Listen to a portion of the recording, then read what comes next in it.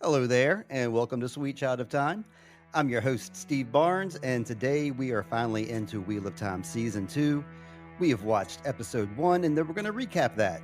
The episode is called A Taste of Solitude, which I thought was interesting because A Taste of Solitude is a chapter title in Lord of Chaos, Book 6. So I guess they're just going to use random chapter titles for episode titles, which I'm okay with. Let me bring in my co-host. You probably already know him from MLMpod.com, the Mostly Speakin Sentai podcast, and you know him putting music out as the Marsh Land Monster. He's James. Ahoy there, James. Hey, Water and Shade, they also know me from this podcast. And you know him from Sweet Child of Time. There you go. He's my original Sweet Child, but he's grown up since then. You're like a year into this Wheel of Time thing. You're like a year old okay. now. I was like, I've been a 30-year-old man since we've started this. What are you talking about, Steven? I have a quick update. Okay. Because I now know Wheel of Time, and I know the book specifically, I know that Tor symbol. I was able to scope out on the train. Oh, that person's reading Wheel of Time. Whoa. What were they reading? Do you remember the book, the actual book? I think it's the first one. What's the first one called? The Eye of the World? Yes, that's the first one. They're probably catching up with the show, trying to do their thing. I'm personally like, it lined up perfectly because I finished reading the series, then I started reading it again, and right now I'm exactly where we are on the show. I'm reading The Great Hunt, which this is supposed to be based off of. So, like, unlike last season, I'm in the perfect place where I should be, book-wise and TV-wise. So I'm going to do a lot of book analysis, James. We're going to do a lot of comparisons to the book. That's not what we do. That's not what we do here, James. I'm lying. At first I thought you were like, yeah, we're changing it up this season. I was going to be like, you're going to be changing it up to a solo podcast. Well, the only thing we're changing besides the format is, I should say that our format is going to be, we're going to get right into our recap because we got a lot of stuff to talk about. There's a lot of stuff to unmine here. And after that, if we have any listener feedback, which I certainly hope we do, we'll read a little bit of that. And something new that me and Lindsay have been doing, which I'm going to get James to do. He's going to do it on the fly, just like me and Lindsay do every week. We're going to name our favorite and our least favorite character of each episode, like who we enjoyed the most and who we enjoyed the least. So I'm going to ask him that. But for right now, before we get into our recap, James, what was your general viewing experience of this show? How did you enjoy it? I loved this episode. It looks so much better in just the production quality, the filming. They all look like they've matured. They all look clean. That's a big difference. You know, by the end, they're like all sweaty. Oh, we've been on this journey for a real long. And you don't notice it when you're in it, but when you get the contrast of they were just so sweaty and now they're nice and clean. Hell yeah. I agree, except for I thought Perrin looked a lot more dirty than usual, which I appreciated because he's on the road and he's dusty. What? No, he Yeah. looks so clean, and like I vividly was like, he looks matured. His beard and everything is well True. kempt and trimmed. Everything's great with these fuckers. No, you're right. You're right. It has been pretty much exactly a year because we find out later on they're celebrating Beltane, which they were celebrating Beltane in episode Mhm. 1, season 1.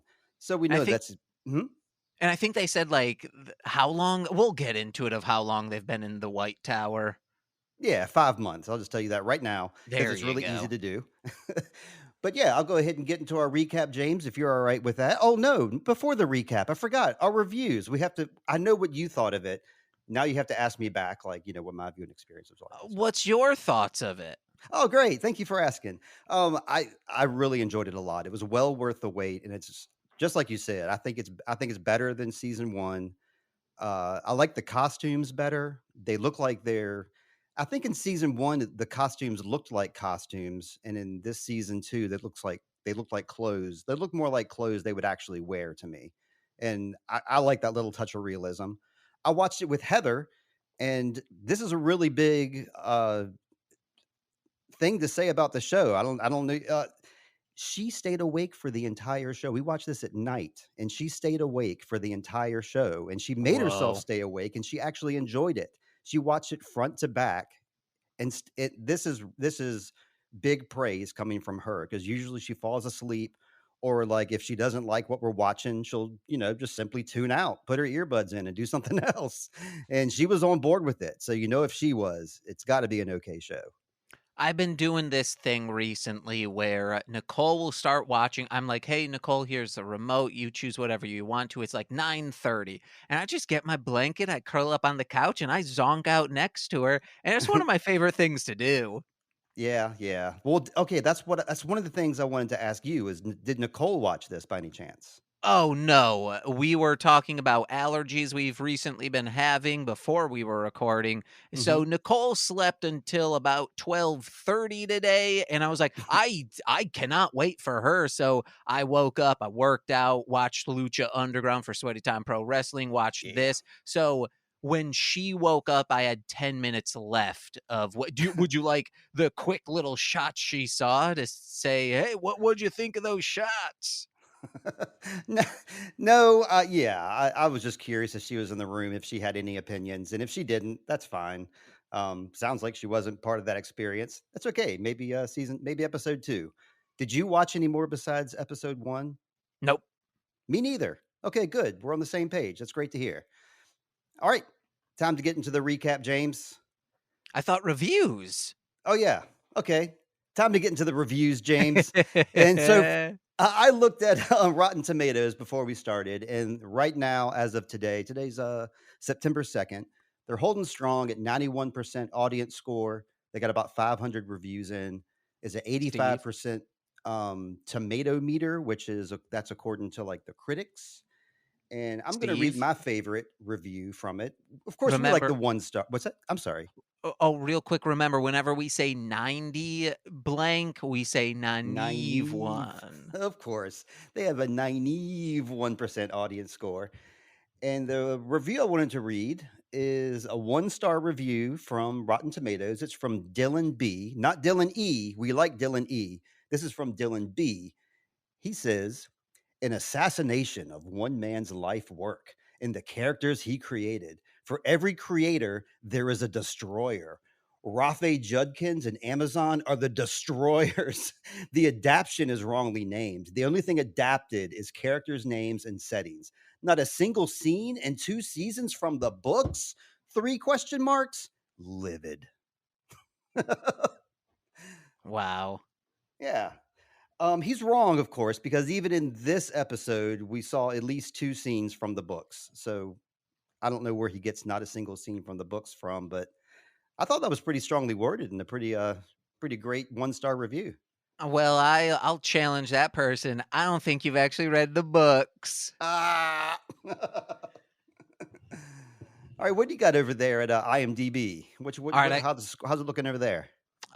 Currently it's sitting so much better than any of the other episodes, sitting at a 7.4. Well, the other 2 episodes are like at 8 and 9, but maybe that's because Oh, people haven't watched it enough. But I feel like this will be the season where the book purists are just going to say, "We tried, but it didn't work. Good yeah. on ya." All right. The first one is 1 out of 10, and the review title is Abysmal Skin Suit of the Books, which I find so disgusting. It sounds so gross. That's from Dradg 895271 from September this year. Actually, no, Gotta it's be. from September last year. Oh They didn't even no. watch it, or they saw an early cut. They Oh, could not the have. Nope. dailies. Oh, no, they saw dailies of this. No, I'm What? kidding. No, I'm Okay, I was like, kidding. holy cow. So this person's just completely off base. Wrong review. No, it's from this year. I'm just Okay, being a good. fool. Oh, geez, James. Okay, what did this guy have to say? They say season 1 derailed the books 30 seconds in and refused to get back on track, going so far as to completely make up wholesale everything that happened after episode 3. Is that true? Uh, Just yes or no. I'd say no, but maybe I can see where they're coming from with episode 7 and 8. Okay. The season accumulated in an egregious affront to the main character's lore and story. Season 2 was promised to be more book accurate. However, upon reviewing episodes 1 through 3, oh, so this is a review of all 3 of them, Mm. not one bit of the books made it to the screen. We have a further destruction of the magic system, a subversion of character, even more, the aspirations don't stop. The aspirations don't stop. That sounds good. Yeah, I don't I also they capitalize T and the, so that's all over the place. But their last line is, "This series was bad, but it got worse. Maybe someday someone will adapt this series, but as it stands, this is not the wheel of time." And speaking of it got worse, well, David Visser 111, their Mhm. title is It Got Worse. It's Oh, like they all recycle the same bullshit, which we saw before. right. So I Yeah, wonder oh, if that's right. that'll, They would cut and paste reviews. That's right. yeah. So wonder if that will happen again, but they say this new season is out and only the first 3 episodes are out, and Mhm. after a disappointed first season, I hope the production quality increased, but it seems it went down more. These people are so Wow. stupid. What kind of production do they want? Jesus. They want goddamn Citizen Kane. They want it in black and white. They want it Uh-huh. to mean something. Ugh. They want Lord of the Rings. I guess this is better than the Lord of the Rings show, in my opinion. Oh, no, I'm That is saying not Lord a of the contra. Rings. Yeah, I'm saying Lord of the Rings, the television show. Oh, Rings of Power. Yeah, okay. Lord of the Rings. Okay, Yeah. it's the king. I got to admit. Was there more to the review? Yeah, they have 5 points that I guess they want her, like, they numbered them. 1, besides some names, you can't really recognize the books anymore. Season 1 followed the books roughly, but now they just did their own thing. It is so difficult to respect, oh, is it so difficult to respect the source material? 2, cheap production quality. The sets, props, and clothing look very cheap and fake. So how Mm. can you have fake clothing? It's clothing. It's not cardboard, you shit heel. Same as in season 1. 3, Meyer Drow. Who's that? Oh, Murder All. Who's that? Those are like those faceless guys with the crazy Oh, teeth and the hoods. I thought those were called Fades. yeah. But yeah, the official name is Murder All. Yes. All right. Well, well, oh, they murder all. Okay, I Mhm. can remember that now. Our week is fudge. Well, I guess you never been to Mackinac, bitch, Oh. because they got some bitter fudge there. And then this next one is, it seems racist, so I won't go on that one. And Okay, then thank you. 5, just being like, they mix a lot of ethnicities. The book was Mhm. filled with different cultures of their own clothing style. Why are they so bent on the clothing style? In the series, they just mix it, and well, it does not match. That's just say you already made that statement before. You didn't need to throw like ethnicity and race into it. You don't like the clothing there. And then Right. oh my, Uh-oh. Loyal still looks like a guy in a Halloween suit. No, he like, but your only problem is I wonder if they're like the murderers are weak as fudge. I mean, like their sense of style. I mean, Loyal's not as big as he should be. It's true, but I mean, I disagree with it looks like a guy in a Halloween costume. I disagree Yeah. with that 100%. I think his face looks great. Yeah. It looks Yeah, cool. I think so. Oh, And that's it for the review. oh, thank God. Okay, I'm glad that's over. I don't know if I want to keep doing these or not because I don't like these like negative thoughts going through. I want to get to the okay. We're gonna do it now. Now is when we get to the positive stuff. First, I wanted to say about to these book purists who are mad about the properties getting changed. Of course, it's getting changed. They just released a live action One Piece on Netflix. One Piece is an anime show. Why are they destroying anime by doing a live action show? Because they want a new audience. They want to be able to expand the property. That's what Wheel of Time is doing here. No, I'm actually when it comes to One Piece, I say, "Why are they destroying a manga with the anime?" 'Cause it was a manga first.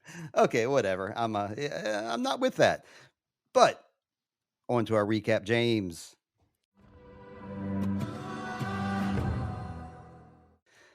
We start out with our Dark Friends social. That's our first scene. It was actually the last scene of season one. They added it in there for us. So some of us have already seen this. That cool building that they chose is an actual church in Prague. I found that out. That's not like a set. That's like an actual building that the exterior shots is a building that they found. So we see a young girl. She's outside playing like in a yard of statues. And we see a broken statue on the ground. We see a few that are up, and it's an eight-sided star on the statue. We see an Aes Sedai symbol right in the middle. Eventually, some Trollocs show up and they chase her inside. She goes and hides under the table. And let's see, I'll stop right there and see if you have any notes at this point, James. I had no notes for this beginning part because I was Okay. just taking it in. I did have some notes before, like, when in the recap. Okay. We should remake, that Prince song, "I Would Die for You," Uh because huh. someone said I think it was, why can I Lan? He said, "Before you, I had nothing to I said die for," and we should remake that song, "I said die for you." Okay. Yeah, I'm with that. And, I remember in the beginning, you were like, "Oh, do you remember besides, Power Rangers, do you know any of these actors from anything?" And I Hmm. said, "No," but I completely forgot Rosamund Pike is in I Care a Lot. If you haven't seen that movie, maybe don't. It's fantastic, but boy, oh boy, are you pissed the entire time. Okay. She's Wow. amazing at playing a terrible person. Okay, yeah. She was also like, she's also known for Gone Girl, which she plays a questionable character in that movie as well. I think she likes playing controversial characters. So at our Dark Friend social, everybody's cloaked, so you can't see anybody, but we do notice some clothing things that could give us some clue who's here. We see a red dress. We see somebody dressed in all white. We see an Aes Sedai ring, so we know there's an Aes Sedai there somewhere. We see those 2 claws. So, like, we've seen, like, in the trailers, we've seen that one Sentient woman that has those weird claws. Like, she has 2 claws, like fingernails on each finger. And she was obviously at the Dark Friend social too because they showed her claws, and she was really hard to miss. Did They you show a sheer oh, I'm sorry. Go ahead, James. Did you crank the brightness up on your screen, or was it just because I Mm-mm. didn't watch at night and I just had a huge glare? I couldn't make out anything at this table. Okay, well, that's why you got me. Okay. No, I didn't have my brightness up, but they did make this scene brighter because when we first saw this scene in episode 8, season 1, it was much darker than this. So Mm. they did jack the brightness up a little bit for us for season 2. We saw a Sheeran person there because we could see their falcon crest. And they're talking about Rand. That's what this whole meeting is about. Is the Ishmael, who we know that now that's what his name is, the dark one, the handsome guy with the beard. He's going by the name Ishmael, and he's telling everybody about Rand. And somebody asks, "Well, should we kill him?" He's like, "No, we're going to see if we can turn him." So that's the whole reason for this meeting is to get everybody on the same page. They're wearing cloaks not for us, but for each other as well, because they're not supposed to know who each other are, too. Of course, Patton Fane doesn't care. He takes his hood off and creeps out at the girl and smiles at her and stuff. So, he's an obvious dark friend we already know about. See, I didn't even know that was him. That's how bad my glare was. Oh, you just thought he was just some creepy dude creeping. Yeah. Okay, yeah, well, that was Patton Fane. So I need to remind you of that then. Can I ask you real quick? it- do you think we've already met the Aes Sedai that is there? More than likely, I would think so. Okay. But I only have they're better there is one Aes Sedai that we will meet later on that if it is that person, I and Nicole will be pissed, Okay, all and we'll right. get to it later. All right, we'll have to. Well, that was who was at the meeting and what it was for. But what happens here is We go through some Dark One semantics where we talk about, the nature of evil and good and bad and perception, which is kind of, interesting. This is how the Dark One lures you in. This is the Dark One lured you in last season with this kind of talk. No, He's like, he it's lured he lured uh-huh. me in with satanic imagery. Oh, all right. Well, I mean, he's luring me in now though, because he's talking about how hard it is to be like an in-between type person, which made me think about maybe somebody who's like biracial, perhaps, or um, anybody who has their foot in two different worlds. It's difficult.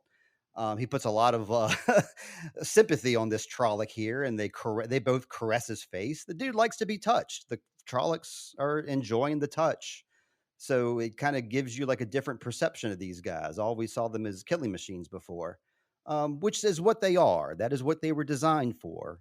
But Which mhm. it's also like the pit bull argument, not Mr. Worldwide, that people say, "Oh, pit bulls are killer machines," but Mhm. no, it's just ones that are raised like that. So there could be a chance that left alone, Mhm. a trollop would be just like a wolf. It is what it is. If you interfere with them, they will defend themselves. If they need to eat, they will kill. That's Mhm. it. But they're not actively going out just to murder to murder. Mm, I guess I can see what you're saying. I kind of think differently because they specifically say in the books that they were created for the purpose of killing with no other purpose in mind. They just blended up random animals together and just to create an army of beings that they didn't care about. That could, be good in war. Well, luckily, like many of the reviews have said, this isn't following the books one bit. Okay, buddy. Okay, okay. Well, my last point here is that they are in a place called Telleranroid. It's called the Dream World, and that's where this scene takes place. So everybody in this scene is asleep in their beds, but they're meeting here in Telleranroid to get the message Mm. from Ishmael. They didn't actually all have to go there. They just went to sleep. I think this might be one of the first times. This is not the first time we've seen the dream world, but I think this is the first time that they told us that that's where they are. So I thought that was pretty interesting. I'm going to the next scene unless you had any other questions or thoughts about that. No, just, it looks a lot different than when you play a Kirby game. That Dream World looks a lot funner. Well, the dream world is what you make it, and this is what Ishmael makes it. If you see somebody else in the dream world, like Egwene, everything would probably be like prim and proper and well lit and Mm. perfect, and there would not be a weed or not be nothing anywhere. Like I don't know. Anyway, My dream world, it's the hmm same except it's anachronistic where things from like my old trailer will be matched up with my grandmother's house, but ah, always I'm smoking a cigarette. heck yes. In the dream world, it's all good. Uh-huh. I'm constantly saying I have to cut back, but this is true. It's canon in my dream world. I smoke cigarettes and hmm sometimes cigars. Yeah, I smoke cigarettes in my dream world as well because I used to be a heavy smoker, and I still smoke in my dreams. It's the only place I still do it though. Hell yeah, dude.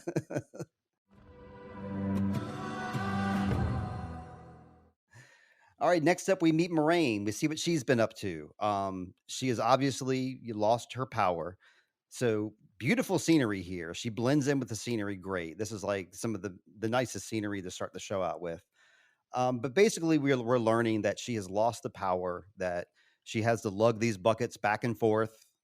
She probably does it a lot. We learn later on that she's battling like severe depression too.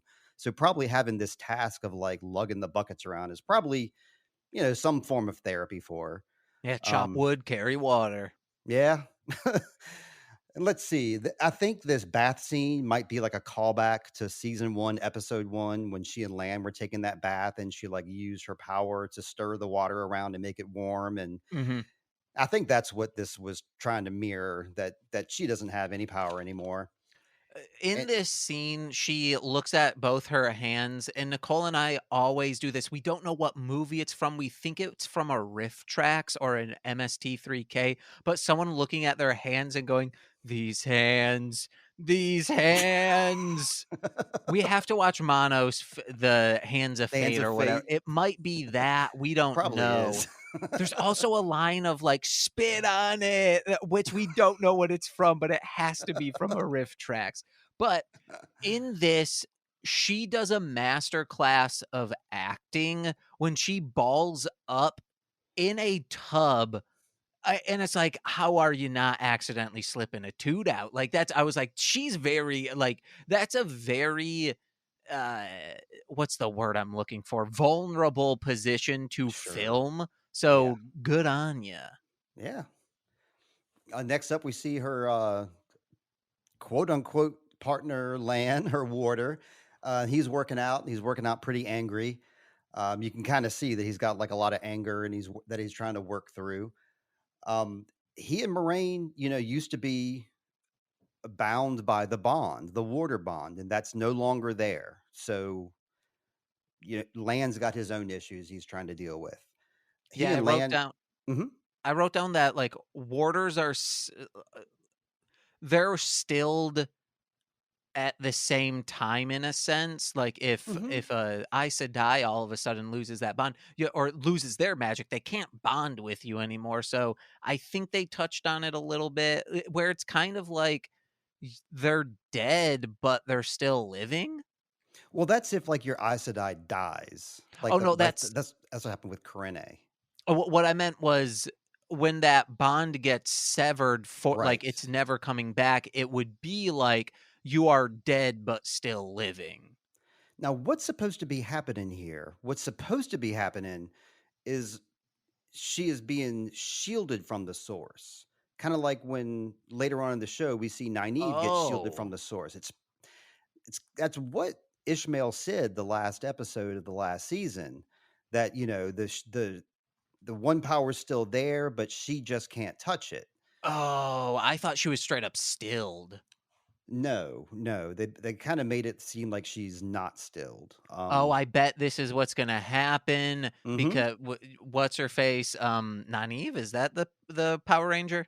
Yeah, that's I right. think because she overcame that shielding, I think that's going to be taught to, or like they're going to influence each other, and that's how she's going to overcome it. I gotta correct you. You misunderstood. She didn't overcome the shielding. If an Aes Oh, Sedai shields you, you can't get out of it, no matter how weak or strong they are. Like a shielding is a what? shielding. What Leandra did was just like put a big like air, you know, force at her. She didn't actually shield her. Then she shielded her, but then she unshielded her before she left the room. There's gotta be some way around this, and I'm gonna say that those 2 get together and they help each other out. Right on. Okay. Be Lan oh, and Moraine. Yeah. I say that, so even if she undid it, I think it's foreshadowing when what's the red's name? Leandrin. Leandrin, when she said, "Oh, you, saw that thread and you were able to recreate it Mm-hmm. instantly," I Mm-hmm. think she will be able to see a thread, Mm. "Oh, that's how you shield it. I can unthread it." That's dang. Okay, yeah, I mean, she's powerful enough to do stuff like that, so I don't doubt F it. Fingers crossed, I've been right on a few of my hunches, and if this is correct, hey, bow down, purists. Alright, Moraine and Lan are hanging out in a place called Arafel right now, which is where they're at. They're hanging out with Viren. This is Viren's house. She's the one, like, with the gray streak in her hair. We got Adelis. She's the one who's, like, hungover and horny for Lan, I and loved it when like, he's shirtless throughout the entire first scene, then when he yeah. comes in, he covers up, and I love a high status, high class woman who's just horny. It Yes.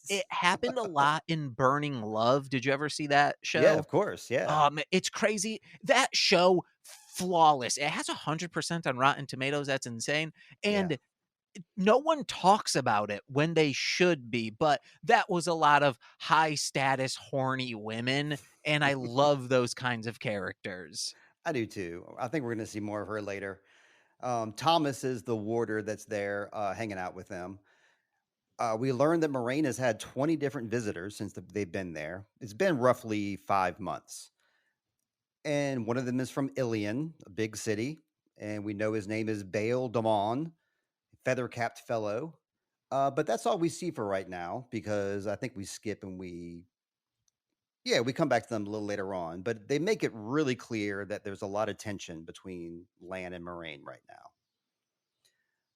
So, any other thing but them before I move on to the White Tower? Nope. All right. The White Tower. Egwene's in it. She's into it. Like she's super into the White Tower. We see it through her eyes. And so we're seeing like the best of the White Tower. She's like scraping and bowing for the Aes Sedai as they walk by. We see a quick glance of Leanne. She's the Asian who's wearing like blue. And she like kind of tosses some dishes at Egwene as she walks past. Um, we're going to see much more of her later on, but for this episode, we've got a quick glimpse of her. As she's gathering dishes, she sees Alane having a threesome with her warders, and she's kind of like, "Oh my!" Like My Egwene's super never. right. She's And super square. how what's her what's the Aes Sedai's name? Alane, How Alane responds with like, "Egwene, do you want in on this?" Like, it felt very like, "Hey, you can watch if you'd like. This is I what think we she would have get." dug. I think she would have dug that. I think she would not have No. minded. No, I, she oh, wait, Egwene or the Aes Alane, Sedai? Okay, yeah, she Alane would have wouldn't totally not minded. oh, yeah, but Egwene would have said, "No." No way. No, thank you. We learn a lot of stuff in these next few scenes. Like we know the trainees all wear white, and they have this courtyard in the middle of the White Tower, which is where the warders practice. And of course, the warders go through their own training as the Aes Sedai go through their training. And there's a lot of this stuff going on in the books or on the show later on as well, where a lot of the girls in white will be watching the guys fighting in the courtyard and like, oh, I want him for my warder, oh, et Oh, cetera, et yeah. cetera. Heck yeah. That's why the thing is right there. That's why the courtyard is where it is.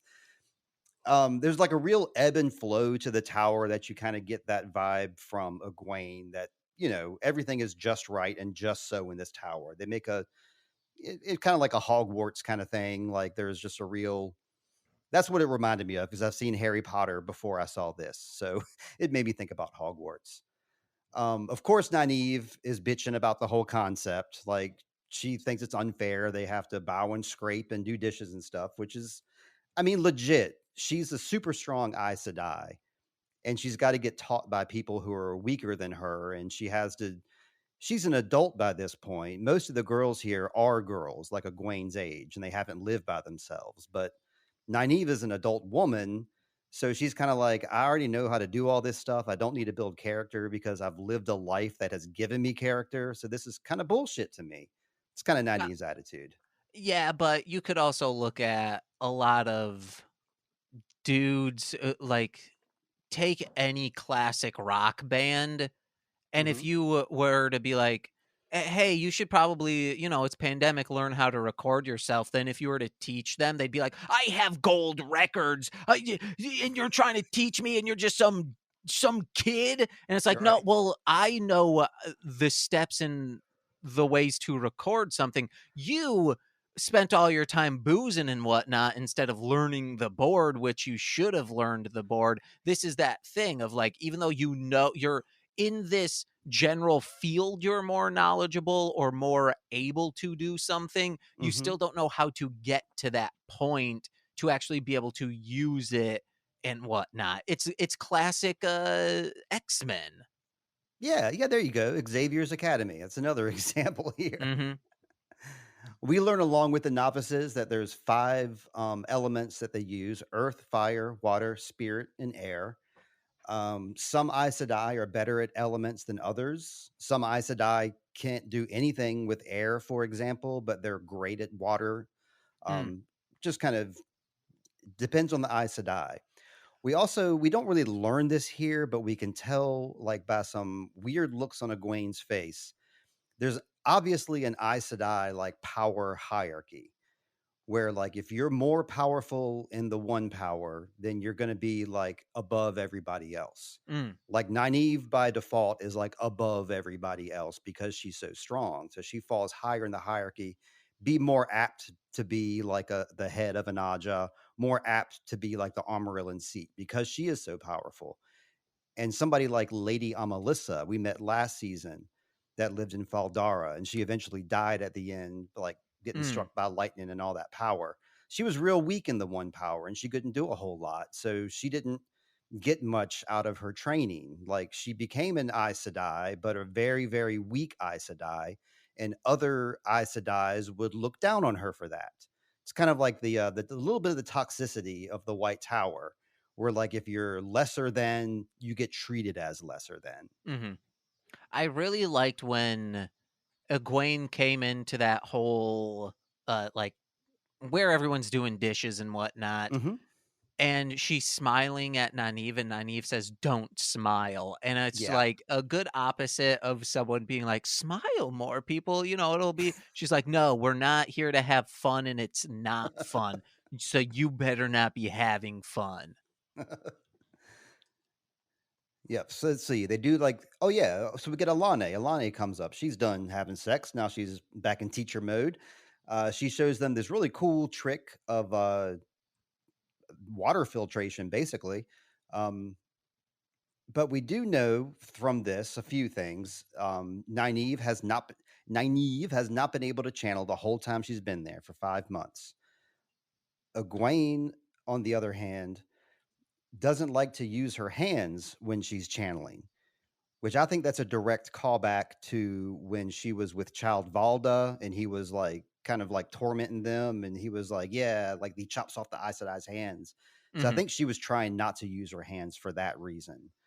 Um, and you can tell that Egwene is kind of like they say it later on. She's kind of a stiff fish. She's like wants to be the perfect student Yeah. and wants to do everything 100% correct, and she's very serious about it.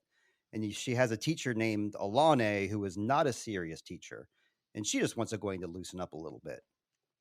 I really liked, after the "don't smile" thing, Hmm. uh Egwene's like, "Hey, you know, we do this to build character," and Nynaeve says, "I have enough character." That was really good. And Yes. then we get to the part with the water stuff. Yes. I mean, that's total badass Nynaeve right there. She would rather just Uh-huh. down the shitty water instead of making a fool of herself in front of everyone and failing in front of everyone. Steve, I have a meme for you to make for the promotion of this. It's her downing that disgusting water, then intercut the water boy saying, "That's some good H2O." I like it. I'm with it. Yeah, that was total Nynaeve stuff. I like that a lot. Oh yeah, from this scene we go directly to the heads of the Aja. They're out there with Shiriam, and they're talking about the training of the novices that they have right now. Shiriam is the woman with like the gray hair, and she's like the basically like the principal of the school, more or less. Not the leader, but she's the one in charge of all the training. We know through this conversation that Leandrin had a novice die in her care, so she is no longer allowed to directly teach anymore. So she's like, Good. yeah, good. She doesn't seem like she has any remorse about that either. But let's see that through this little turn of conversation here, we learned that there's less novices coming into the tower now than there used to be. um, the hunt for the Horn of Valere. I mean, we know that Perrin and Loial are doing that.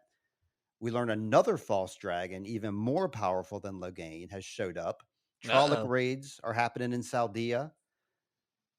And eventually through this conversation, oh yeah, we meet another Aes Sedai, Joya. She doesn't say a Yes. whole lot, but she shows up. She is actually a our second musician of the show, because last season we had Maria, what was her name? Maria Boyle Kennedy, who is a musician, and the actress Joelle, or I should say the musician Joelle, who plays Joya, is a musician, and she is an advocate for LGBT rights. She's an advocate. She has alopecia, so she's an Yes, advocate and for that, and that's she's an what I would anti. Hmm? that's what I would like to talk about.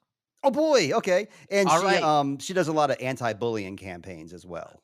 We have actual alopecia representation. There's only a few actors out there that have, like, complete alopecia. The Right. biggest one, he's from Barry, he was in, Gotham as Ugh. Zaz. So, Yeah. the biggest thing is alope and I told Nicole, I said, "Hey, it is a high status, good person that is, like, is great," and she's like, "Well, are they, like, magical or something?" I was like, "Yeah, well, everyone in this like, every woman here pretty much can do magic, at least that Yes. we see on screen," and she's like, "Okay, that makes sense," and, we both she said it, and I was like, "I already thought that." I was like, "If" she said, if she turns evil, though, because a big thing are people with alopecia or just completely bald people get Right. typecast as a villain. So, Right. fingers crossed, that this doesn't happen. The only, person I mean, he's actually sometimes the no, he even though he's kind of like a goofball, he's generally like a mean-spirited goofball. That comedian, British comedian that has alopecia, I forget his name, but a lot of times bald people just synonymous with villain. That's right. I don't know why that is. I think the Doctor Evil was he the first like bald villain that became a trope after him? Or it was even before that. Uh, Ming from Flash Gordon. Well, I would even there's probably James Bond stuff Yeah, got to be because that that's what too. Doctor Evil's based on. I thought he was based on Lorne Michaels. Oh, well, the voice is, but the actual like, everything's based on or, like, the Yeah, it is villainous James Bondy stuff. stuff. Yeah, that's true. Well, I don't know if she's going to turn good or bad, but I do know that she's going to do something because she's an actual character with speaking lines and she has a name. So Mhm, we know that she's going to show up again later. And she's at this meeting, so that means that she's high up.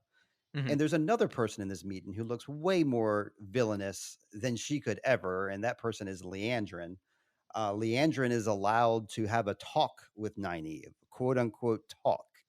Alana's not into this. I don't know why Shiriam allowed this. Maybe she's like, I think she should have put some parameters on that. Like, sure, how about you and I go talk to Nynaeve? Mhm. I think that's what Shiriam probably should have done, but for whatever reason, she lets her go. Let's see. What other notes did I have about that? That's it. Anything for you, James, before we move on to Perrin and Loyal? Just one, it's before she drinks the water, Nynaeve. She's being told, "Hey, you're the most powerful person we've ever seen, like, you easily outpower this person, that person, that person," and she's like, "I don't want to be able to like, control this power because no one should have that much power." Right. Yep. But I mean, who better than to have that much power than somebody who's cautious and careful about it, though? Mhm. I don't know.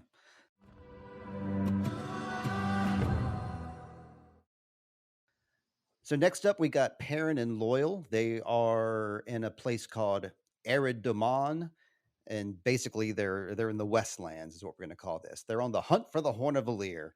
We know through their conversations that Ran is gone, quote unquote.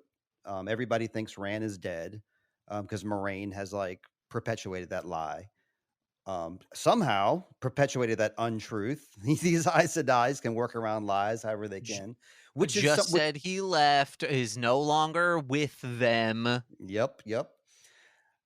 Let's which see. is Mhm. which is just like a Seinfeld episode of like, "Oh, yeah, he's no longer with us," and then they're like, "He died! Jerry died," and everyone's, like, planning a funeral, and he's like, "No, he just wasn't with us at the party, like, he left." "Oh, we The thought last scene would he." be him showing up to the funeral, of course. "What are you guys doing?" Yeah, there you go. We wrote the episode Formulaic, a podcast in script writing.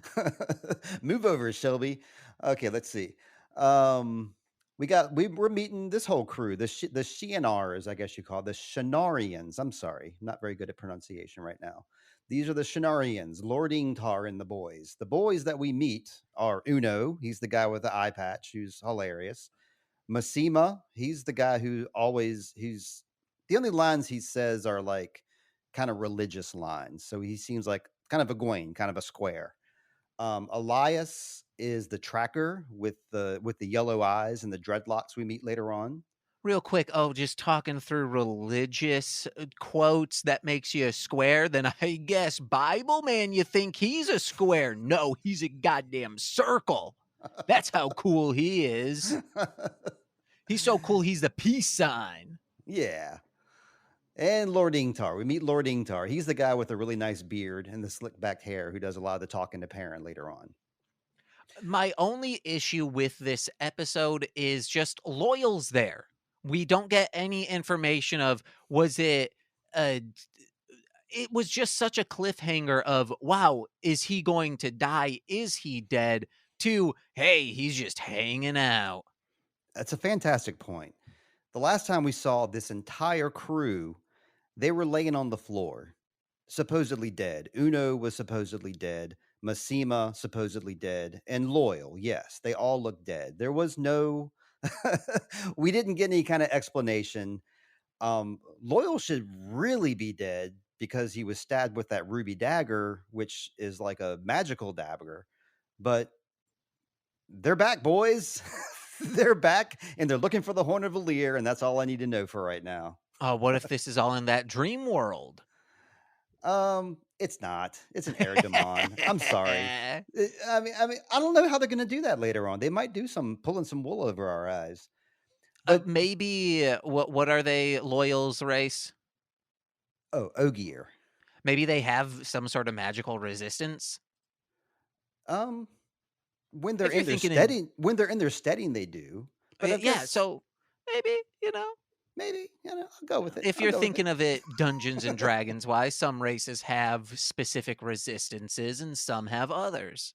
Ogiers would be in the Dungeons and Dragon world the most likely to have magic resistance, I gotta Hell say. yeah, brother. There we go. We figured it out. Head canon. There you go. I like how Perrin and Loyal are kind of picking on Uno. Uno's kind of like he reminds me of a guy Harold that I work with, who's like kind of always in a bad mood, but he's always fun to talk to because he always says a bunch of funny stuff. And Yeah. so that's who this Uno reminds me of. They're making fun of him behind his back. He's pissed off about it, but saying a bunch of funny stuff. This is exactly how he is in the books. He's a great character. Hell yeah. I thought their two relationship, Perrin and Loyal, it's so cute. They're BFFs now. I know, which is why I was going to skip over this, but I'll go back and say it. When Perrin was sitting there lamenting, like, "Oh, Rand's gone. Nynaeve and Egwene are all I have left. Matt's gone. I have no one." I'm like, "Loyal's right next to you. That's rude as Mhm. hell. You should. I have you, Loyal, but other than you, that's what he should have said." Loyal Anyway, is loyal, and your BFFs that's like right. Jessica St. Clair and Lennon Parham, NBC. So at first they're bummed because they think that Elias lit like a signal fire. It was not a signal fire that Elias lit. It was just simply a massacre.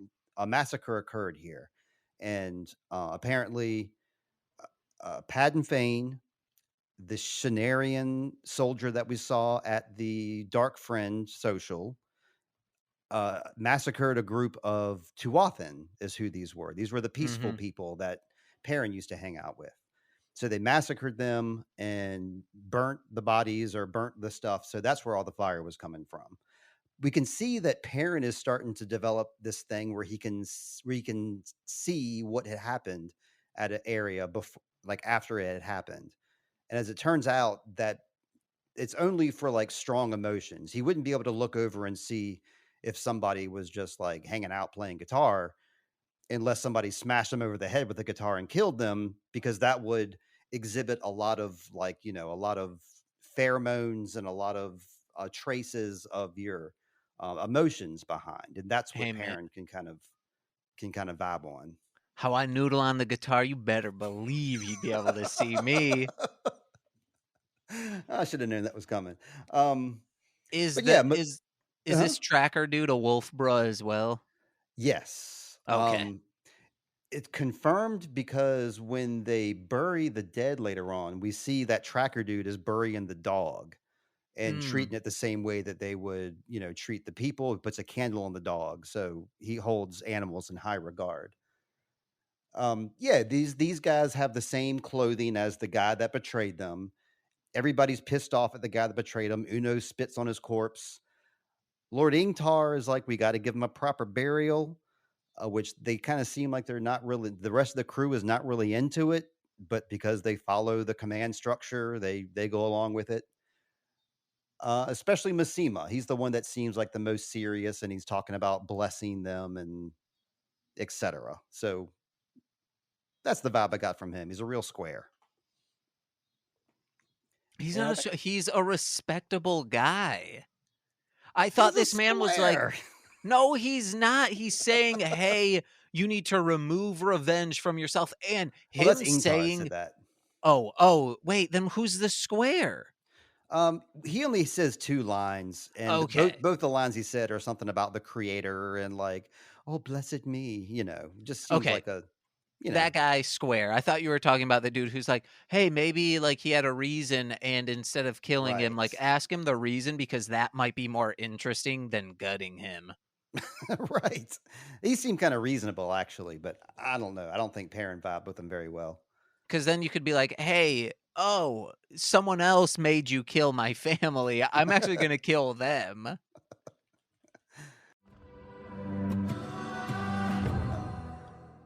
Alright, this Bail Damon guy, I like him. He has played in House of the Dragon, he played a lord, and he also played a king in Justice League, and here he's playing like a merchant. He's not a sea folk merchant, but he does do business with the sea folk a lot. So he has these artifacts from before the breaking, and the thing that he really thinks that Moraine is really into is this Heartstone, the Cuandiar, as they say, because it's unbreakable. And if you remember back in episode 8 of last season, this stuff, well, I'm just going to call it the Heartstone because it's easier to say. The Heartstone is what sealed the Dark One in his prison.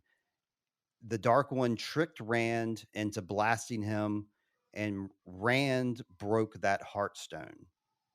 Like, and that's how the Dark One, Ishmael, the guy with the beard, broke free because Rand used his power to break that Heartstone, break him free. So people are learning now that Heartstone, this unbreakable stone, can be broken. This is a new thing, and it probably has to do with the male side of the power. You follow me? There's a bunch of sirens going past. I don't know if you can hear them. I don't know if Nope. it'll come up in the recording. I don't know if Nope. you have gating that you can do. And the cicadas, all the windows have to be open. I apologize if these things are coming through in the They're not recording. at all. It sounds you sound better than ever, James. Better than last Okay. season. All right. Just like Wheel of Time, you got nothing but better. Well, in the edit, if you're like, oh, wow, I bumped up his volume. Whoo, boy, you can really hear those cicadas. Let's see. In between this scene, we see Lan lamenting to Thomas about Moraine. Um, and Thomas reminds Lan, you don't have to stick around. You can leave if you want. And that's when we learned that Lan, no, he's going to stick around. He doesn't want to leave, doesn't want to give up on anything. So he's going to see it through. But we go back to Moraine and Bale. And Moraine does like a classic swindle here. I love it. It's like she asked the guy to come here thinking that she was going to buy the Heartstone. Instead, what all she really wanted was that poem. Like she already knew that Heartstone was being broken. She was interested in where it was broken and where it was Hmm. found because she wants to know how it happened. But it's really that poem that she wants. So she swindled him in a really fun way. And Boyle kind of like admires the fact that she swindled him. She even talked him down from 5 marks to 1, which is, even better. But unfortunately, she has wrapped him up in her plot just by asking him to come here because those murderals, those fades followed Boyle Damon there. So she inadvertently got him involved and she apologizes to him for that. She gives him more money than it's worth and she gives him instructions just to get the heck out of here as fast as you can, go a weird way. You don't want those guys, following you. So, what was 5 marks? What was Mhm. she paying 5 marks for? Um, The poem or the the rock? the poem. The rock is 50 marks. Very Okay, expensive. so 10 marks is, like, okay, like, it's not a lot, but is, like, substantial? It's very much a lot. Because remember, Oh, she says that okay, here's our basis of reference. She says that 5 marks can buy the finest Domani racehorse. I okay. I looked up how much it costs to buy like the finest Kentucky Derby racehorse, $5 million. Okay, so it's like $10,000,000 she gave him. No, see, this is where it gets funky. It's a lot of money, an awful lot of money. I guess this is a good time to go into our money system here because it's a pretty simple money system. They have 3 elements and then they have 3 levels. It's copper, silver, gold, and then it's pennies, marks, crowns. Start with 1 penny, which is actually a dollar. If you have 10 pennies, that equals a silver penny, which is like $10. If you have 10 silver pennies, then you have 1 silver mark, which is like $100. If you have 10 of those marks, then you have a crown, a silver crown, which is like $1,000. And if you have 10 of those, then you get a gold crown, which is like they talk in the books about how Rand says at one point that 1 golden crown, a man could buy a farm and retire. So I'm thinking that's a roughly $1 million. Okay. So I'm thinking that the marks are probably somewhere between 10,000 and $100,000. Okay, so, it's still a substantial amount. Sure, yeah. And then she gives him 10 just for his trouble. He wasn't even expecting that. So, minimum, she kinda gave him $100,000. That yeah, I would say. Sounds about right. Alright, and if any of you purists out there actually know, like, better than us, like, please let us know. Write us, But please. We need it. be nice about it. Don't say, "Oh, well, you shouldn't even believe there's no way they would give this man 10 marks when she wouldn't even give a ferry boat guy anything for his broken ferry." Yeah, let's get going on here. We got the next scene with Nynaeve and the warders. She's sword fighting with Ivan and Maxim, and we learn why they came to the tower. It seems like Maxim's in love with Ivan, Ivan's in love with Alane. Maybe Alane's in love with Maxim to make it all perfect circle, but they're all together. Mhm. And they're trying to figure out, or Nynaeve is trying to now figure out what her purpose is, why she's here. She leaves them to go talk to Egwene about that. Egwene's not around because she's going to talk to Alane. Did you have any notes before I move on? Yeah, I really liked how those 2 and Nynaeve's their relation like, they're just little goofballs sword fighting with each other, I love that, Hmm. and they said because clearly she's been advancing further in her swordsmanship than in using the one power when they Hmm. say, "You'll be bounded to an Aes Sedai sooner than you become one." Yep. Which is funny. There's no women like you don't. I don't want to call it sexist, but there is no women warders, just like there's no men Aes Sedai. But she seems like she's worthy enough to be a warder with her sword fighting skills. Oh man, what if she becomes Egwene's warder? I would love it. That would be some good stuff. Um, let's see. Yeah, Gwen goes to visit Alane, and they have like a classic miscommunication about if she's asking about using 2 elements or balancing 2 lovers at the same time. And Alane's real relaxed here, and I guess she just had a few orgasms, so she's like just chilling. And Egwene is trying to be relaxed. This is like the Mhm. scene that made me laugh the most because she's trying to be chill and she's just not. She has no chill. She looks so stiff and uncomfortable here. And this is basically another version of loosen up Egwene because Alana is telling her, things are messy before they're perfect. You have to be able to deal with messy stuff if you want stuff to be perfect. So take that. I quoted that today. I was like, "What podcast did Megan Beth Keister say that in Kiss My Griffs in Grift Horse?" It was like, "No, it's from this. Thank you. I'm glad you said that." There's a lot of wisdom in these books and this show. This is why I like the books so much, where I'm reading, where I'll fall asleep the night before, I'll pick up, I don't know where I'm at, but I'll read some paragraph that's just, mind bending. They have so much good advice in this book Oh, when and we this say show. para something on the show, we say paragraph. No, I don't know It's a this. new thing. It's a new thing. It's like Okay. our saying 90, we say Nynaeve. Okay. We say I was born in paragraph. I was born in 1991. I mean, yeah, Heather and Charlotte already make fun of me how I say 90 anyway, so it's very Steve Barnes. Next up, we got oh yeah, this is when Nynaeve, she goes to visit Egwene. Egwene's not around, so she's like, I guess I'm gonna go practice with the water. She's more comfortable doing this, and I think this is why I've always Nynaeve has always been my favorite character, and I've always related to her. And this is a prime example of why she doesn't want to sit there and practice with everybody else while they're practicing. She'd rather go down there at night, do it all by herself when there's nobody around, so she can fuck up and do whatever she needs to do. You know what I'm saying? Mhm. Like, I really like that perspective. But of course, this is when Leandrin chooses to come in and have her little talk with Nynaeve.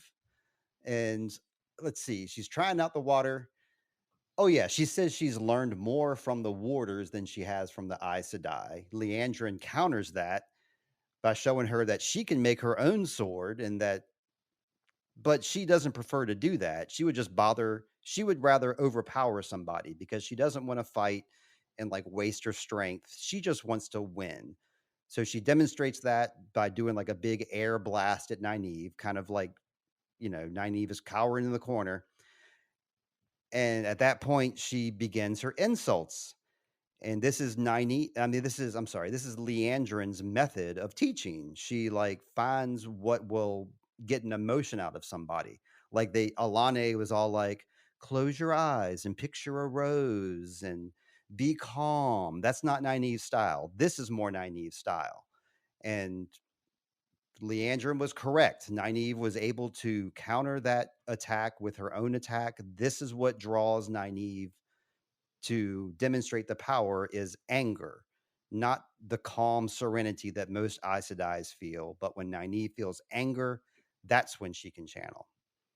It also kind of makes sense. I think she's now that I'm really thinking about it, Leandrin's going too far with it of saying Hmm. like, "Hey, this is do or die." You should be just tackling it how the warders train of this is, "Hey, we are actually sparring with each other right now, not just like doing little tricks amongst ourselves." Right. Yeah. Like real life demonstration, you might Mhm. say. But Leandrin's going way too far with it. She's gone absolutely too far. And like the And way so she's talking is kind of nutty. and sounding very dark one-y. Very dark one. I don't like the way she's leaning here. But what she does is she does the blast. Nynaeve's able to blast her back, so she can take that. Then she demonstrates the shield and demonstrates to us, the audience, how the shield works. And Aes Sedai, no matter how weak, can shield another Aes Sedai, and that other Aes Sedai can't do anything. They can even shield their eyes from seeing, their ears from hearing, and if they want to get crazy, they can shield their nose and their mouth passageway, and they can smother you simply by shielding you. Ugh. Um, if they want to, I don't think anybody will do that, especially not Leandrin. She's a nice, jolly, happy person, but she just demonstrates a body shield. So Nynaeve can't move or do anything against her here. Which actually, so that makes sense of why if you get shielded, you can't unshield, but I think Nynaeve will see how shields work and then, Yep. will be able to unshield Right. Moraine. Yeah. That's that's my guess. Demonstrated exactly right here because they showed you, and Leandrin said you can do a weave that quickly. Nobody can do it that quickly. That's like part Mhm. of Nynaeve's thing. But Leandrin, when she's leaving, she looked a little scared. It's like, yeah, what have I opened up here? Jesus Christ. And yeah, she wants to empower Nynaeve. It's almost as if she wants to build Nynaeve up to be like her bodyguard, her like on her side. She definitely Mhm. wants Nynaeve on her side because she wants strength.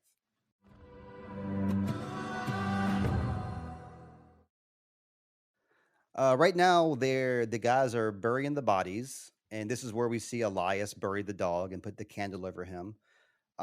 Perrin is talking about his anger against Padden Fane and how strongly he wants to kill him.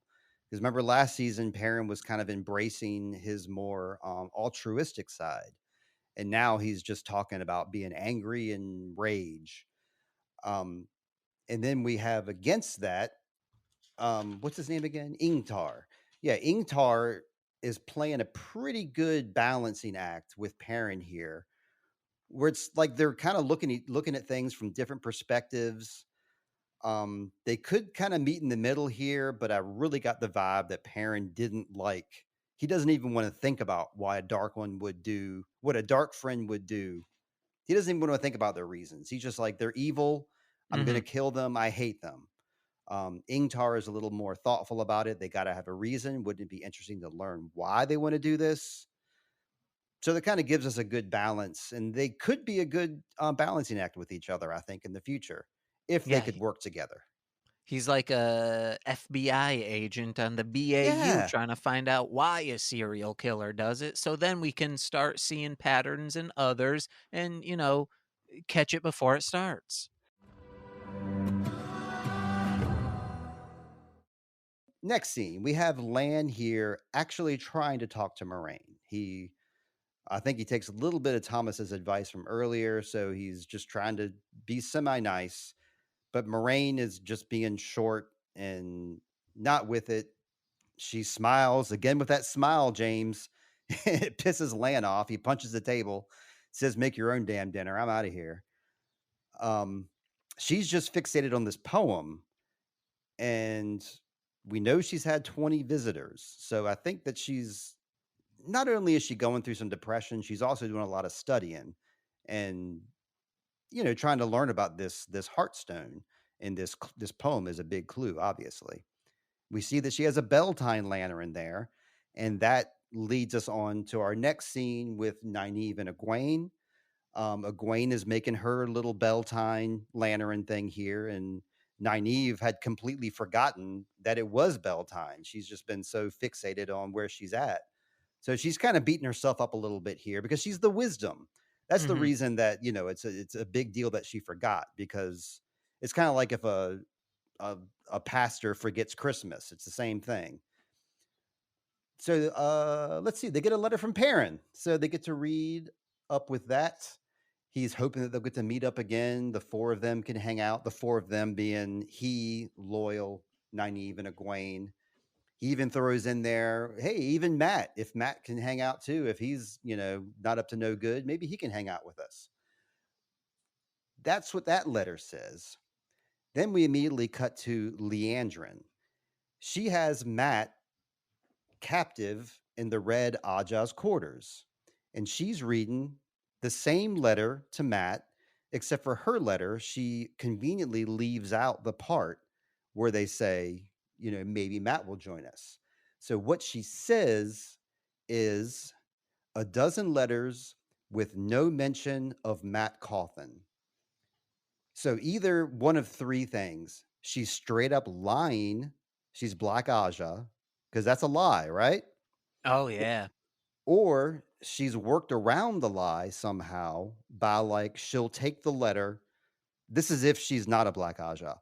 She takes the letter, she writes her own copy, omits the part with Matt Cawthon, then Oh, takes the yeah. letter in and then says no mention of Matt Cawthon. It's therefore not a lie. Could be that.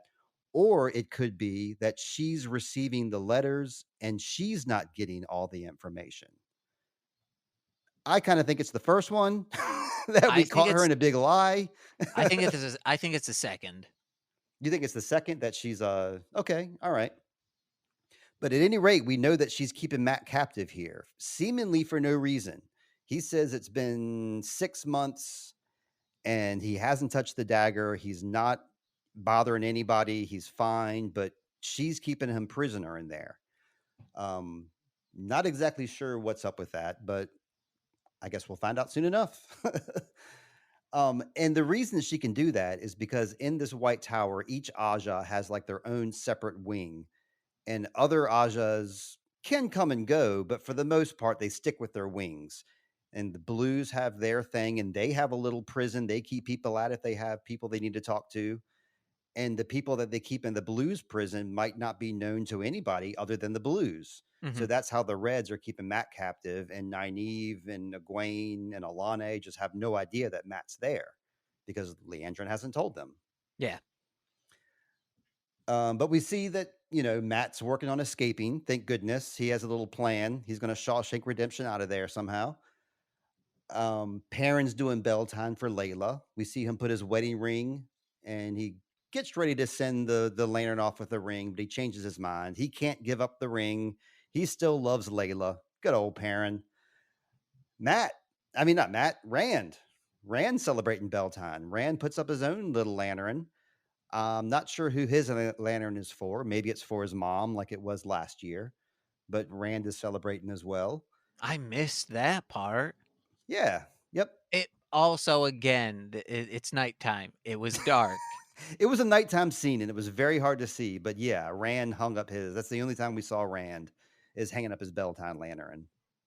Okay, so that was kind of like the equivalency of like in Dark, me and Lindsay would always have like a music montage and a bunch of stuff would happen. That was kind of like our music montage there. Or just our montage. Or our montage. Okay. Um, yeah, next up we're back with Lan. He's having a meal with Varen, Adelius, and Thomas, and he's kind of stubbornly waiting for Moraine, even though he told her to eat her own dinner. He's kind of stubbornly waiting for her, thinking she might come down. She doesn't. Um, it's kind of Thomas who talks the sense into him here, and he kind of just says it real simply. He's like, you've tried everything. Have you tried just being quiet and listening? Which is right up Land's alley. Land's a quiet guy, so he's like that. Nobody in my life has ever told me to be quiet before. So yeah, I guess it's a pretty damn good idea. Um, so yeah, a lot of wisdom there. I So he really got. like Mhm. I really liked when he said, "It's not the magic that bound you two together, it's the 20 years you spent together." Exactly. Yep. And they can't communicate with the bond, but they're horrible at their words. And I'll tell you right now, it's a main theme throughout these books is poor communication. Like these books could have been all of these 15 Wheel of Time books could have been one book if everybody just talked to each other. It's like Seinfeld once again. So yeah, Land goes up to try to talk to Moraine about what his little wisdom he's just got from Thomas. But And Moraine is running away. Yes. and this man's a monster. Wait, what are you talking about? Lan is a monster. He sets What? the food of the plate of food on the Uh-huh. ground. That's fine. But he Okay. sets the silverware on the ground. Put it on the plate, you disgusting heathen. Land is not a disgusting just because he's a little bit different from you, James. He comes from a Ugh. different culture, okay? No, These no, no cultures eat from the ground besides dogs. If these a culture, guys and I mean like direct, like, hey, we're just gonna throw our food on the ground. Like people, I've never seen anyone eat like that. And ew, don't put silverware on the dirty ground. he's the king of Malkier, okay? Give him a break. Anyway, he goes to find Moraine. Moraine has run away. I'm wondering if she might be altruistic here and running away because she knows that Fades are after Boyle Damon. Hmm. So I'm thinking she might be leaving to keep her friends safe. Yeah. So she takes off and she is attacked by a Fade, of course. We Uh see huh. how these Fades operate in the shadows, which is interesting. They can move from shadow to shadow easily. Like if they see a shadow, they can move to it. This is why, like in the city of Faldara, wait. You're shaking your head. What do you got to say? They they ripped this off from Pokemon Adventures, the manga. This was 1990, okay? 1990, James. Well, that was probably like 99. Yeah, 9 years after. That's correct. Okay, alright. Oh, so in the books? I thought this didn't have anything from the books in it, sir. This has got lots of stuff from the books, my friend. They're just remixing stuff is all. Like in the books, for example, Bail Damon is chased by some Murderall and some Trollocs, but it's not through Moraine, it's through a different course. Same thing, it's just a different impetus. That's all. Mhm.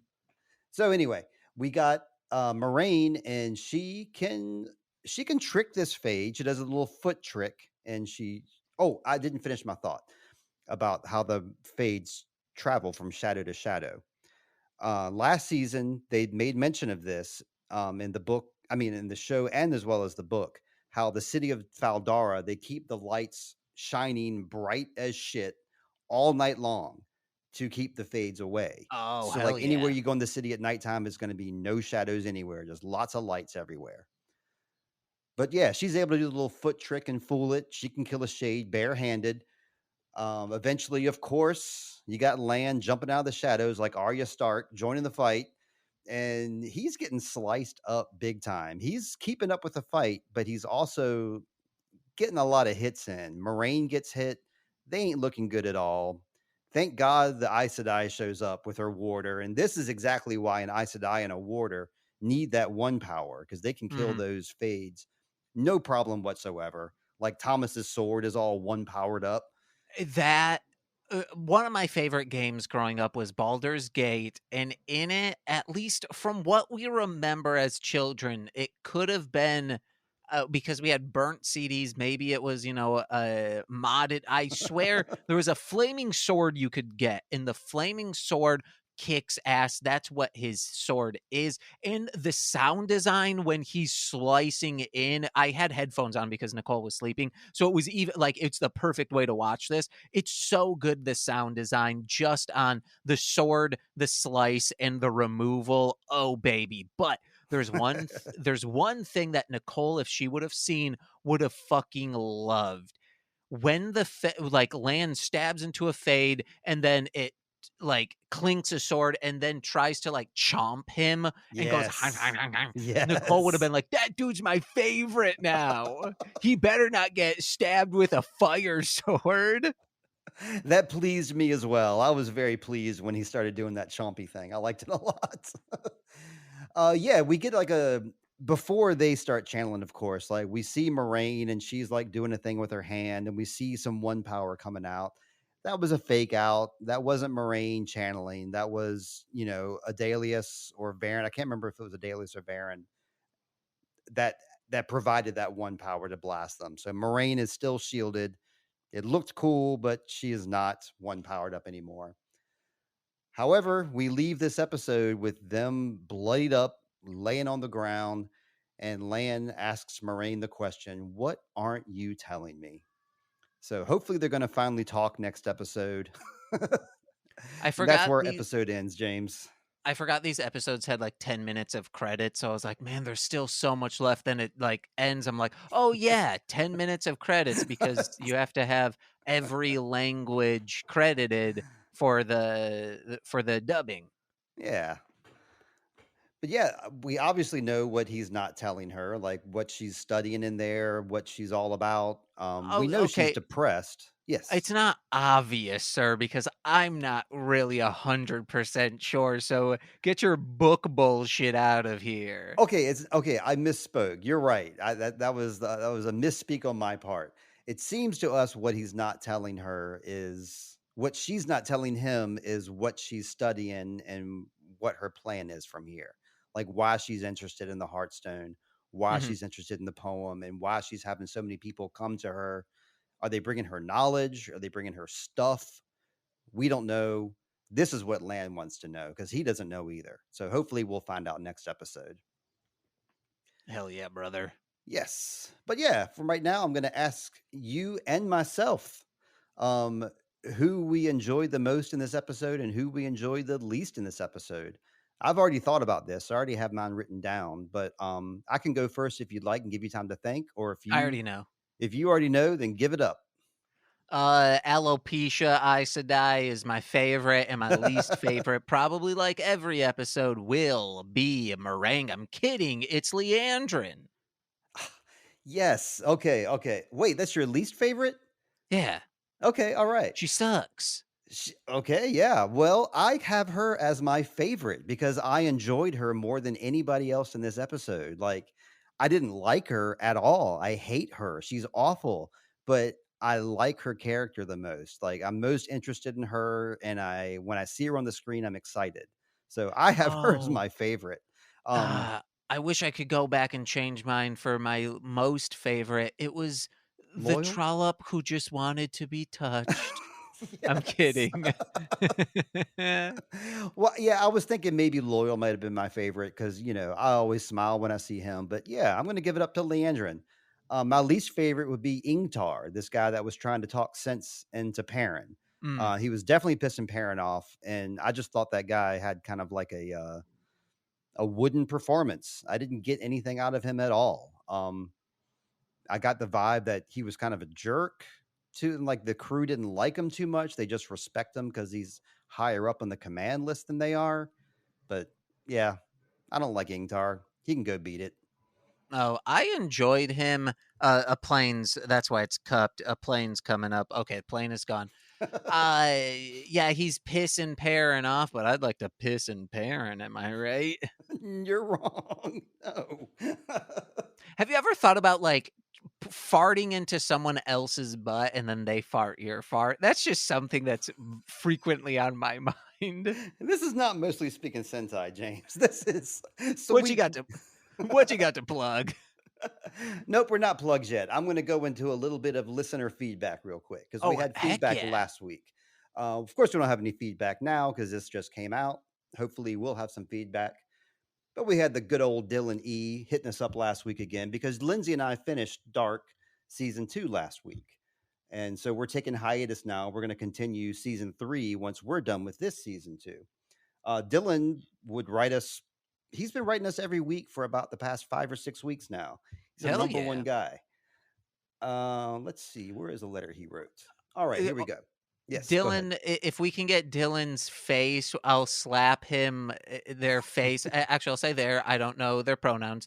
Uh, I'll slap Dylan's face on Blockheads because you said he's the number one guy. Blockhead on all the Halloween episodes of Blockhead from Newgrounds.com would go as just white t-shirt over his normal t-shirt that just said number one guy on it. Yep.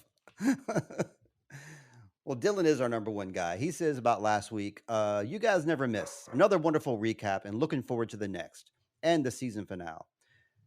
It says, first, I love and can appreciate that your co host Lindsay actively engages with the listeners. And I would be honored to share a thought provoking idea with you and the listeners. Here we go. To branch off of speaking of Claudia's great episode, it reintroduced me to the occurring theme that I've been seeing from some of my very first times watching. We've watched time travel become the answer for our front line of characters, the answer for Jonas and attempts to have the perfect story and all of his problems solved, like making things work out with Martha and himself, the answer for Ulrich, who we've seen nonchalant disregard of Eric Obendorf, and of course, feeling some type of way when his son goes missing. Furthermore, acting in pure emotion throughout the different times regarding the consequences, and of course, Claudia and others. We've seen the recurring theme of characters looking to make themselves perfect for themselves, for their world, and for their times, for the perfect ending. Dylan is very esoteric, as you can see, and I didn't Hmm, hmm. 100% follow all of that, Dylan. But what Lindsay and I got from that is I believe what I'm taking from it is you're asking us if there was a time in our life that we would turn to time travel for an answer. I mean, I think the obvious answer, of course, is like the death of a loved one. But of course, that's what they do in Dark. There's a car crash that is the impetus for everything. And so this car crash is what they are trying to stop from happening. Now, Hmm. James and myself have a lot of really bizarre things in common. And one of the bizarre things we have in common is we both had good friends pass away in car crashes. How'd you know Therefore, that? because we talk about it all the time. I bring it up frequently. So I'm taking that off the table. Okay. That cannot be your answer. If you could go back and have a time traveling changing event to change something, what would it be? I'll let you think about that because I already have my answer, which I would go back to when I was about 2 years old. I was jumping on my mom's bed, fell off and hit the dresser. And in doing so, I damaged my tooth. My lip fell off. So I had this big bump on my lip and I have a big scar across my chin, which is why I always have a beard. So, what would it be like if I did not have that accident when I was a kid and I had a normal chin and a normal lip and normal teeth? I think that would be fascinating to be able to go back and see if that changes my life at all, changes like my perspective or changes, how I grew up. Cause I know it affected me because I was very self conscious of like the scars on my face. Mhm. So I think that would be the point for me is going back and stopping that from happening. I guess So, James, anything for you? I'd go back to no, don't say a depressing thing. I'd go back to, like, when I was 14 and be like, "Here's an EQ and here's a compressor. Mm. Use these." Yeah, when did you actually start using those, like, in real life? When did you actually start using EQs and professors and Oh, professors. I compressors? mean, like, I knew EQing for vocals and compression for vocals, but when I made beats, I never used those 2 things where it's like, "Oh, no, every instrument you should have an EQ to cut off at least the low end and some of the high end, and then make it sound how you need it to sound so it fits the mix better," instead of just being like, "Well, crank everything up, brother." See, we're telling 14-year-old you this. So, Yeah. like, how many years ahead of the game does that put you then, Oh, if you learned probably, this at like 14? 6 years. So, yeah, you would be All right, let's do it. Let's go back to 2-year-old Steve and 14-year-old James and change their lives. Oh, and then also be like, "Hey, use chord progressions and find out about ninth chords. It will make melody so much easier." And put some Doge in there while you're at it. That's why I asked you about Doge earlier, because Howard Kramer was like really hyping up the Doge last week. And I was like, I can do some Doge in here. And I did. It sounded great. And I was like, I got to send some of this crap to James. But if you don't want the Doge, I'll keep the Doge for myself, James. Keep the Doge, man. I was going to just send in the THX and be like, "Yeah, this is Doge," and it goes, "Zzzz," and then I was just when it peaks, I was just gonna go, A verbal "Doge." Doge. Hell yes. Yeah. Oh, we're getting silly. Let's get our plugs and get out of here, James. I'll do mine real quick. Intro Void, I just released 2-song EP with a song you heard at the intro of this show, which is like my Wheel of Time theme song, my version of it. And then I wrote Sic Creatus Mundus Est, which is an instrumental. It's supposed to have vocals on there. There's no vocals. So I went ahead and released the instrumental. I want to get some vocals on there, y'all. But that's my plug for the week, James. Oh, yeah. Plus, go back and listen to the old episodes of Sweet Child of Time. We recapped Dark, 1899, and season 1 of Wheel of Time. It's all back there. And we did James, season 1 twice. that's right. We did the recap and the rewatch. Don't get your recaps and your rewatches mixed up because they're all back there. Yeah, and you can see from the rewatch to or the recap to the rewatch, it's like, wow, James, I think, got smarter. So I'm back to being dumb, guys. Yay. Hey, listen to my music under Marsh Land Monster. That's 3 words. I got a new EP with MC Deep coming out September 15th called The Modern Myth. It's very good. It's house music, it's drum and bass, it's ooh baby. And in October, I got Anal Dentata, the now 12-track or Ooh, not EP, 12-track album. single. It's a yeah, it is an album, and some of the songs are very long. So it's the biggest project I've ever put out, I think, but you remixed the song like it's just like an old house dance single where they had a bunch of remixes and different mixes in general, extended cuts. So like Shane Poppin' Wolf is on one of like the extended cut doing a verse. Crazy 8 the Snapcase did a remix, Defo did a remix, and then I did like 3 or 4 remixes, all like completely different sounding. I really am it's one of the best things I've ever done. I'm so proud of it. And then Good, in good. November, I got a drum and bass, like PlayStation N64 era style, like intelligent, chill jungle stuff. That it's a bunch of instrumentals that I'm putting out. Nicole it started on the cover for it. It looks beautiful. It's in the style of her sticker club Ah, stuff. yeah. So it will also be a sticker. The album cover will be that you could only get on darlinghomebody.com. Yay, yay. And listen to my other podcast, mlmpod.com, for information on that. And patreon.com/MLM pod, where for $5 a month, you get exclusive content every single Friday. Yeah. Heck yeah. James, thank you for joining me again. And we've just done episode 1. We got 7 more episodes to go. So for the next 7 weeks, we'll be talking, James. So until then, I hope you always find water and shade. And I hope you find water and shade and it's not just raining down pollen. Chips ahoy. Bye bye. Yeah. Bye.